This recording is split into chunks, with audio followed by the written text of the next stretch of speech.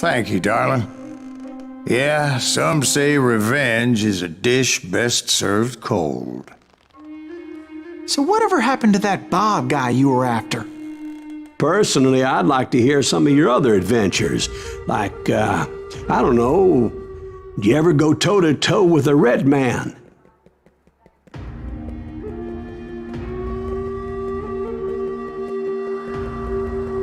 Yes, I did, Ben.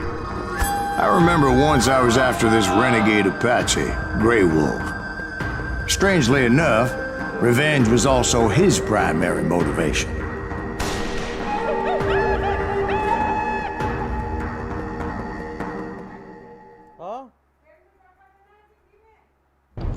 एक चम्मच घी copy में लिखा कॉपी में एक चम्मच घी A bounty was put on Grey Wolf's head, and that's how I came to hunt him in the mountains.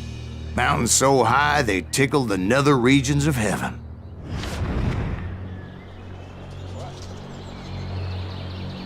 Grey Wolf was a Chiricahua Apache medicine man who had led a war party in revenge for a massacre against his people. The U.S. Army had attacked his tribe during his daughter's sacred sunrise ceremony, and the slaughter was unspeakable. I understood his anger, as there's nothing more traumatic than seeing those you love die in a cruel and painful death. Right from the beginning, I couldn't shake the feeling that Grey Wolf was watching my every move. He led a band of young Apache warriors who wanted retribution and were more than willing to die for him.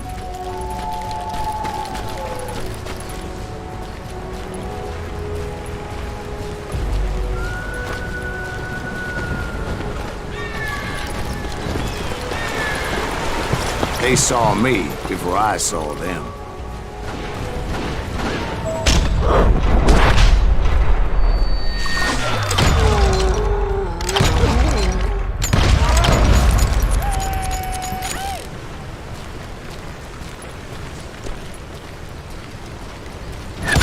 And it crossed my mind that maybe this wasn't such a good idea.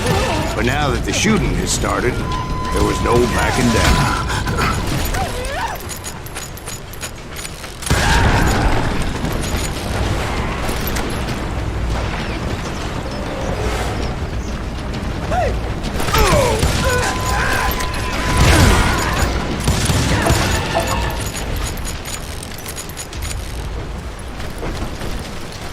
It was rugged country, the winter home of the Chiricahuas, and that's why they had retreated there.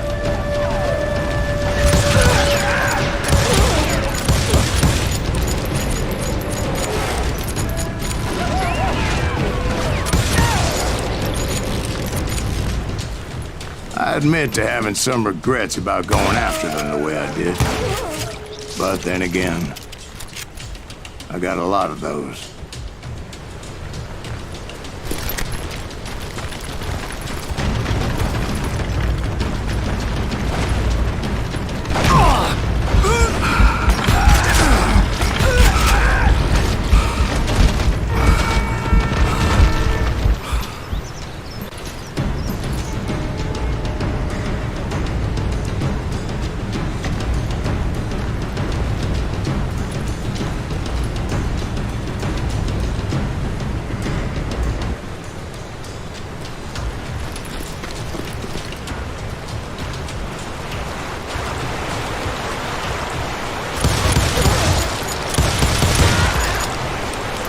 Did you find Grey Wolf? Not at that moment, but I did find the entrance to their hideout.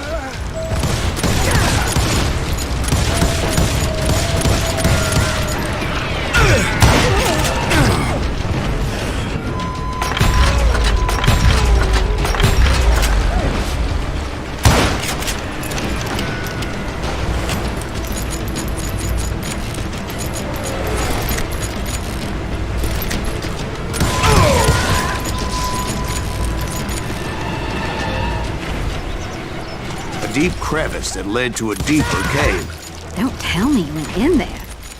Yeah, but it's not out of bravery so much as pure, angry cussedness.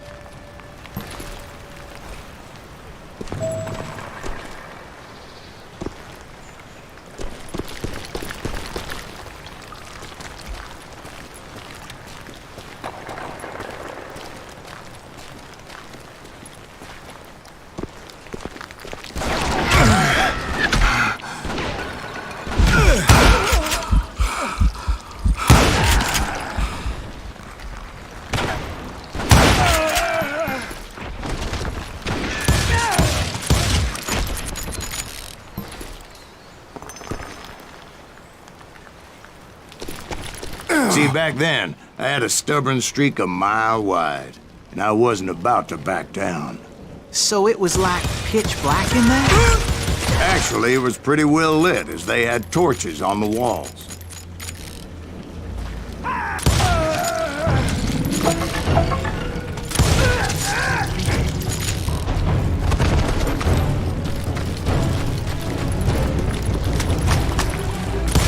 How big was this cave? Big as hell, Ben. Chiricahua had hid out there during the Indian Wars.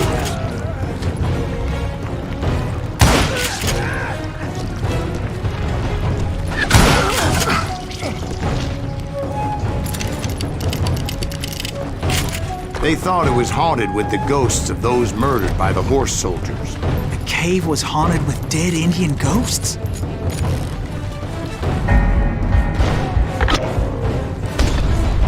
To be honest, I was more concerned with the live ones than the dead ones.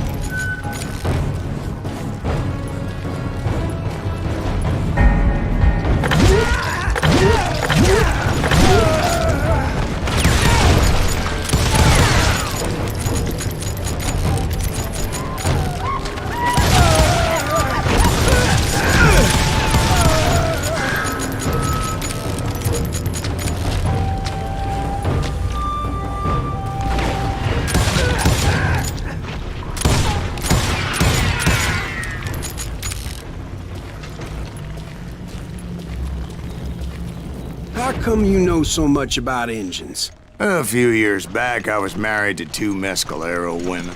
At the same time? Yeah, they were sisters. Polygyny is traditional among the Mescalero. So what happened? Oh, I had to get out of there. Those girls never shut up. Both of them nagging at me all the time. Drove me half crazy. Haven't seen them since. No, I mean, what happened with Grey Wolf? Oh, well, I pursued him into the Cave of Death.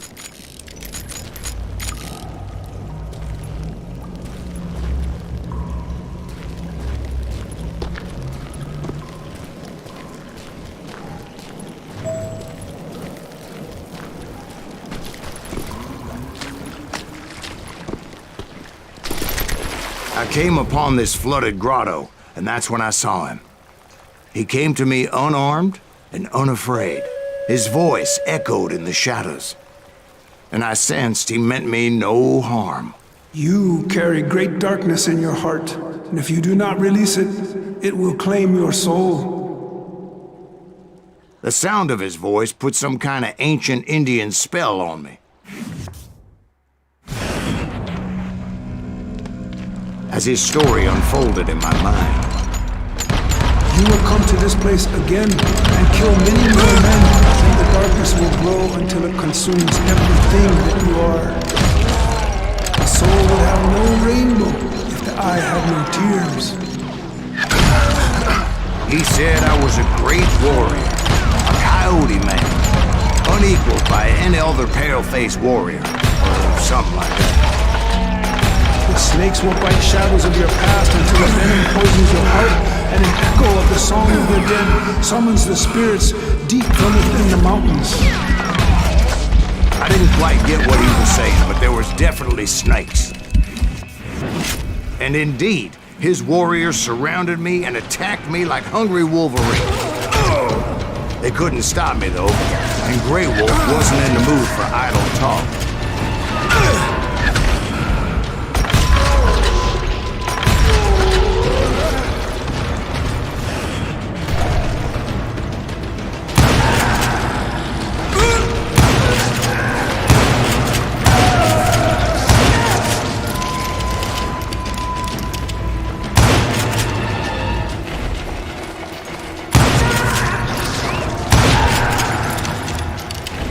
I swear I couldn't see any way out of this trap. But suddenly, one just appeared. Kind of like a miracle.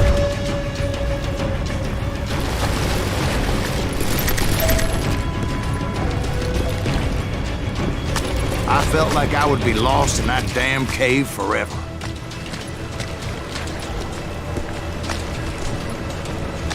Finally, I found myself back outside, perched on the edge of a precipice, overlooking a thundering whitewater river. To get where I was going required several leaps of faith, but no way in hell I was turning back.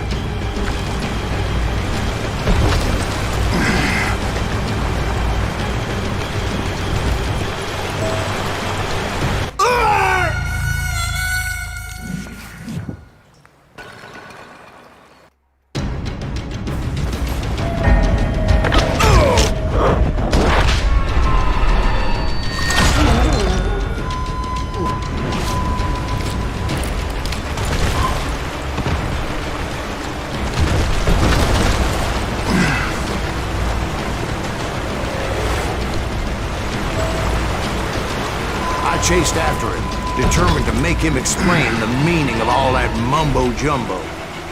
Mumbo-jumbo's right. Are you making this all up as you go? A few details may be fuzzy, brother, but I am relating exactly what happened to me.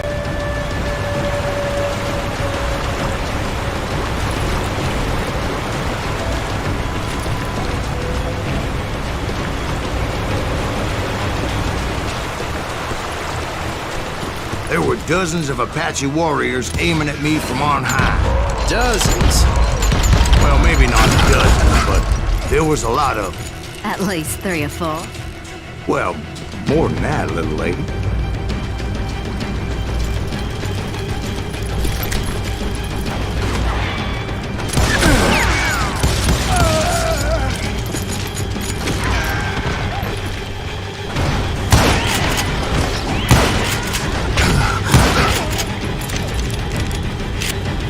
A steep climb up creek ahead of me and scrambled up those rocks like a mountain goat. I was determined to locate Grey Wolf and find out exactly what the hell he was trying to tell me.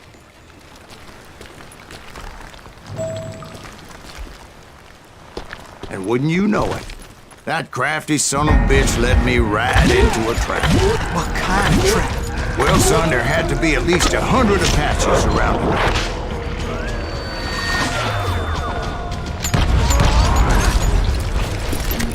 100? God be my witness. Oh, come on. Who are you kidding? Hey, I believe you. Come on, tell us how it ended. All right, but I'm not gonna drag this out. Where were we? You were surrounded by 100 Apache warriors.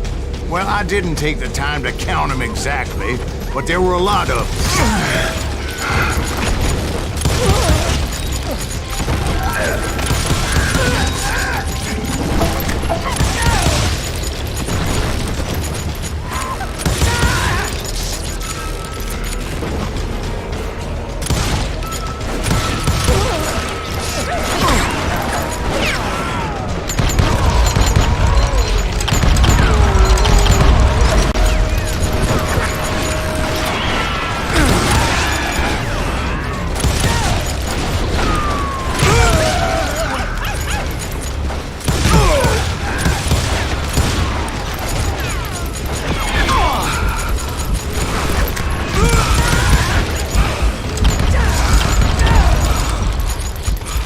And in the end, a path appeared before me that I had not seen before.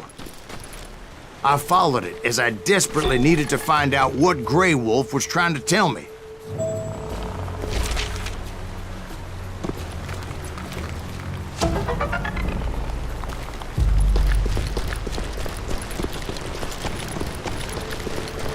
But it was like that son of a bitch disappeared into thin air.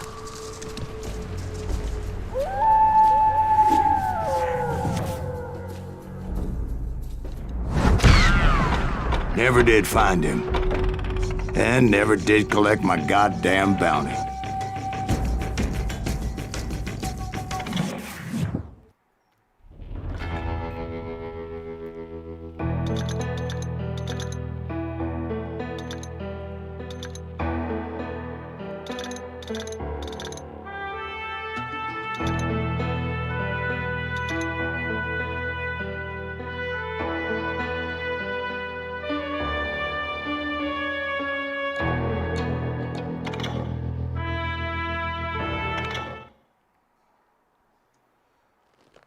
Thank you, darling. It's interesting how the truth can sometimes seem might malleable, depending upon your point of view. Like how those dime novels make you out to be something you're not? Jack, don't be starting trouble. No, he's right. They do tend to exaggerate. Did they exaggerate your part in taking down the Daltons? Well, I was there in the flesh, boy, so I saw what happened firsthand.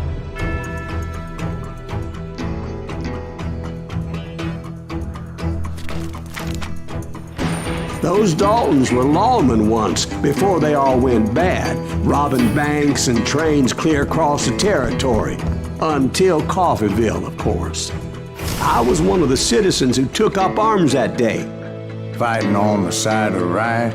I did my best, sir. We all did.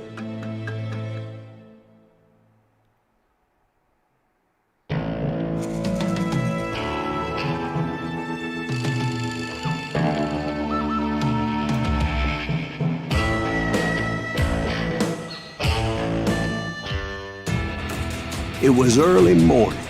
One of my friends was a local gunsmith, and he handed out firearms to anybody who'd take one. You see, the Daltons got it in their heads to rob two banks at the same time. Two banks on the same damn street. You can't stand against the Daltons.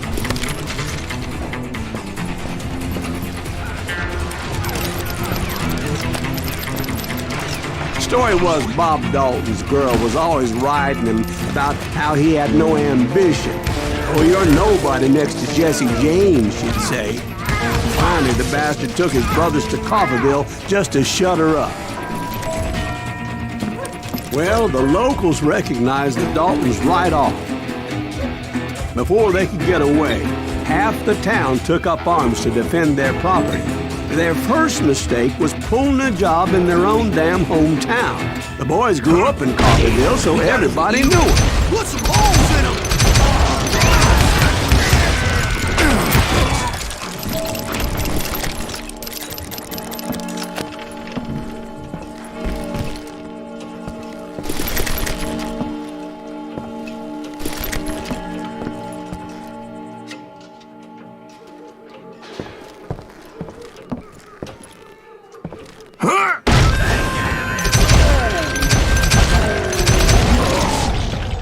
The brothers paid dearly for their stupidity, but everybody knows they had it coming. There's more to it than that.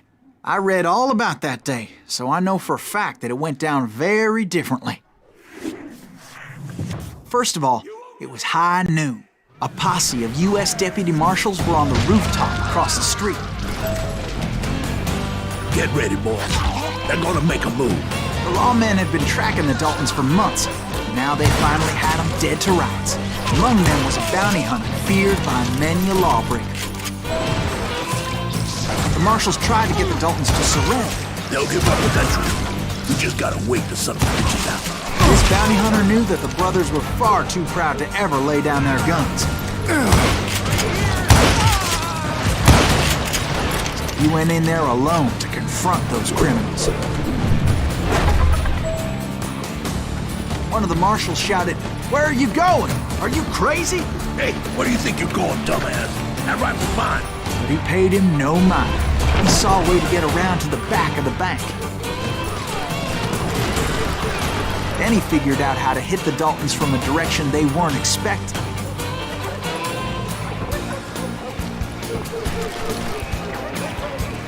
From above. Fortunately, a water tower was right there. A moment later, he was climbing up a steep ladder, laughing at danger as he did.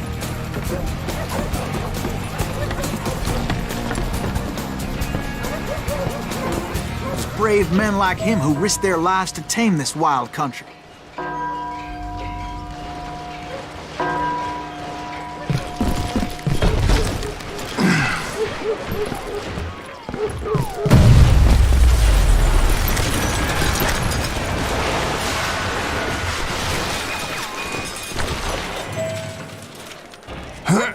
Got company. Okay, now Heroic men like him, who did what other men couldn't or wouldn't to make this country free. Like Jim Bowie and Davy Crockett, who died defending the Alamo.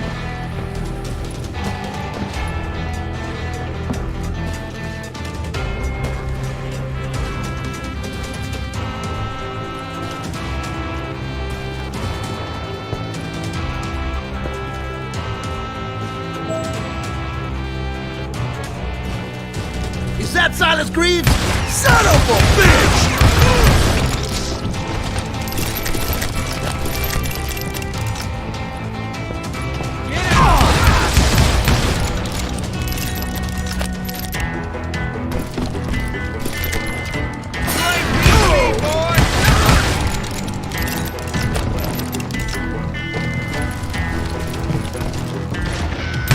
Brother, I'm gonna make you pay for that!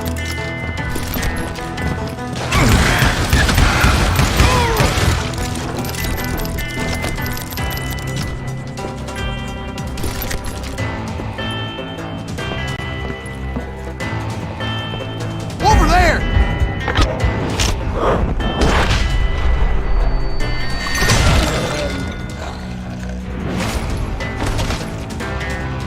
That's Silas Greaves!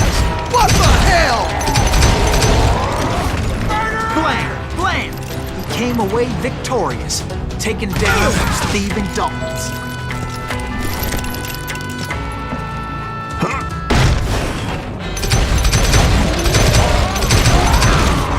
His name was Silas Greaves, and when the dust finally settled, he was the last man standing. Sorry, kid, but that just wasn't the way it happened.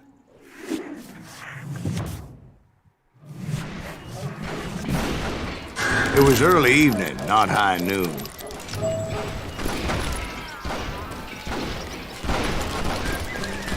The Daltons blew up a safe, and were all set to hightail it out of there. I was late to the party, and Coffeyville was already up in arms. Those pathetic deputies surrounding the bank were dropping like flies.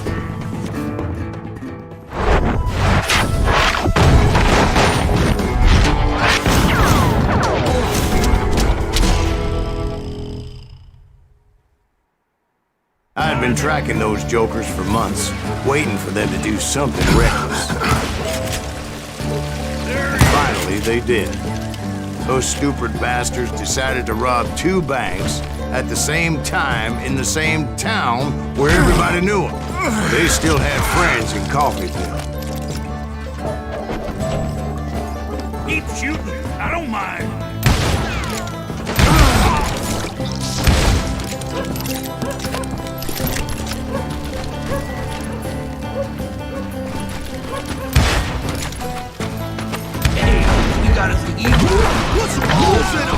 Those friends came after me like a pack of wild dogs, tooth and nail.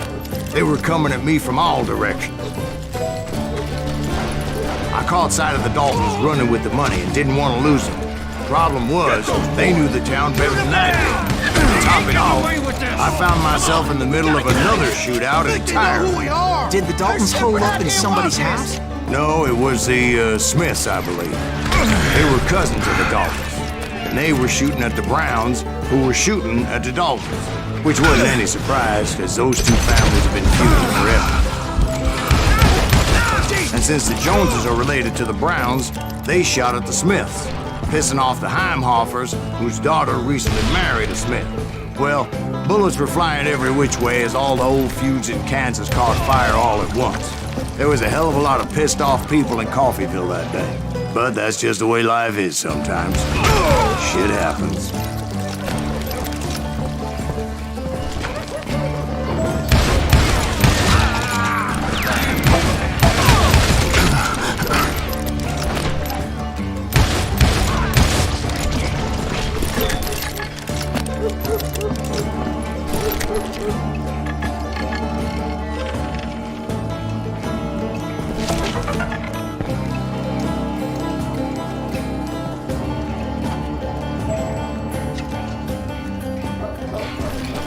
The Dalton boys knew I would never give up.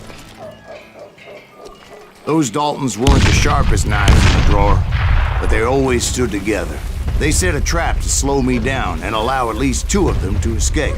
The third brother stayed behind to plant me, just in case that trap of theirs didn't work.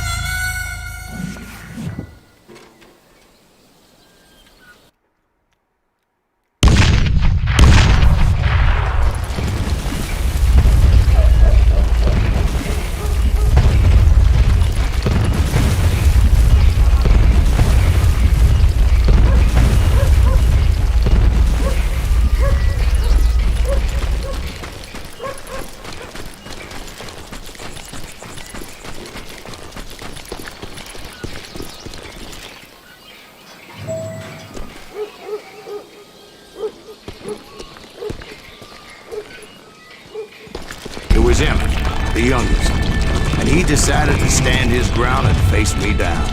I ain't afraid of you, Silas Greaves. This is where it ends for you. He was determined to protect his brothers. I understood how he felt.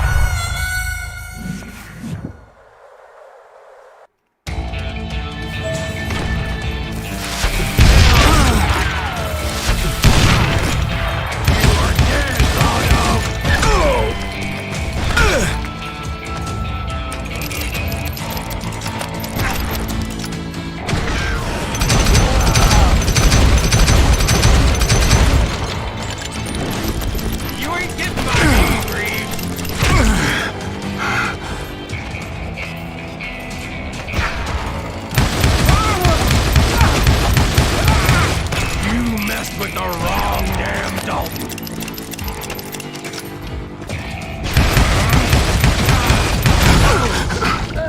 But Emmett Dalton survived the robbery in Coffeyville. He's the only Dalton who did. They say he was shot 23 times. Well, Dwight, who do you think put all those damn holes in him?